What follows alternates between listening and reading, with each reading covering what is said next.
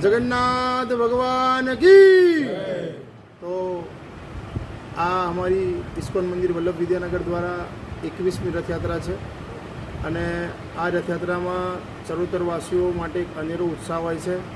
દર વખતની જેમ આ વખતે પણ ભક્તોને એક અનેરો ઉત્સાહ જોવા મળ્યો છે અને રથયાત્રાની સંપૂર્ણ તૈયારી તડામાર રીતે પતી ગઈ છે અને હવે આપણે રથયાત્રાના એક પરિપૂર્ણ આખરી સ્ટેજ ઉપર છીએ।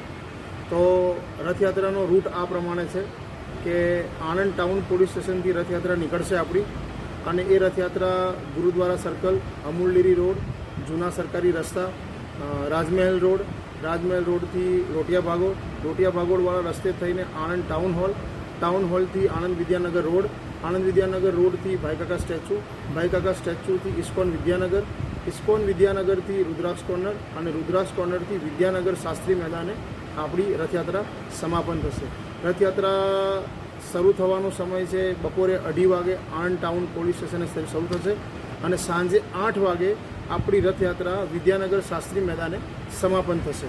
તો આપ સૌ મીડિયા મિત્રોના માધ્યમથી મારું કહેવાનું કે સમગ્ર ચરોતરવાસીઓને આ રથયાત્રામાં અમે આમંત્રણ આપીએ છીએ અને સાથે સાથે આ રથયાત્રાની અંદર અમે ભક્તો માટે 50,000 સાઠાના પેકેટ જે મહાપ્રસાદ જે જગન્નાથજીને પ્રિય છે એનું આયોજન કરેલું છે અને વિદ્યાનગર શાસ્ત્રી મેદાને અમે કમસે કમ 10,000 થી 11,000 ભક્તો માટે ફૂલ જમવાના પ્રસાદનું આયોજન કરેલ છે, જેની અંદર ભગવાનને જે પ્રિય છે ખીચડી કઢી લાપસી એ પણ બધા ભક્તોને જમાડવામાં આવશે।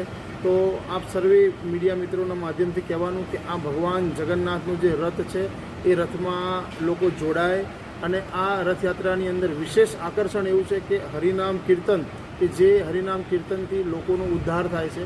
તો આ હરિનામ કીર્તનમાં બધા લોકો ભાગ લે અને પદ્મપુરાણની અંદર કહેવામાં આવ્યું છે કે આવો ખેંચો રથ સળ થશે ભક્તિનો પથ। અને બીજું એક વિશેષ આયોજન એવું છે કે 12 જૂન 2025ના રોજ આપણે સૌ જાણીએ છીએ કે અમદાવાદની અંદર એક મોટી વિમાન દુર્ઘટના ઘટી છે, જેને પોતાના સ્વજન ગુમાવ્યા છે।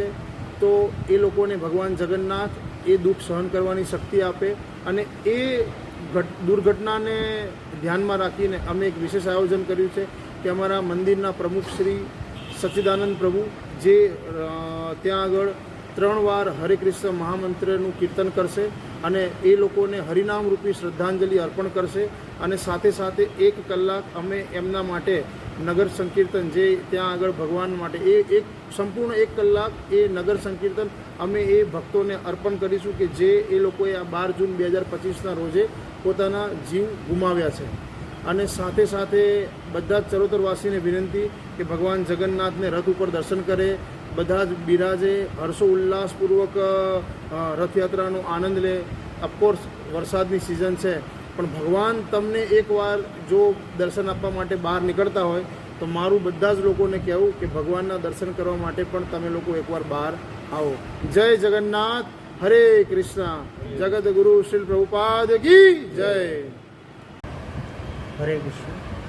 મારું નામ છે વ્રજમોહન દાસ। ઇસ્કોન વિદ્યાનગરમાં દર વર્ષે આપણે રથયાત્રા કાઢીએ છીએ। તો વર્ષની અંદર જગન્નાથ ભગવાન હંમેશા માટે મંદિરમાં તો દર્શન આપે છે, પણ આ એક દિવસ એવો છે કે ભગવાન સામે ચાલીને બધાને દર્શન આપવા માટે થઈને બહાર આવે છે।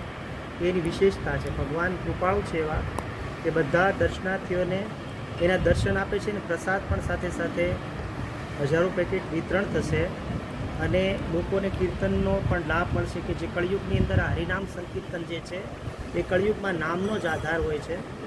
તો આ 16 શબ્દનો મહામંત્ર હરે કૃષ્ણ કૃષ્ણ કૃષ્ણ હરે હરે, હરે રામ રામ રામ હરે, આ મહામંત્રનું સારી રીતે બધા શ્રવણ અને ગાન બધા કરશે તો એનાથી જીવોનો ઉદ્ધાર થાય છે।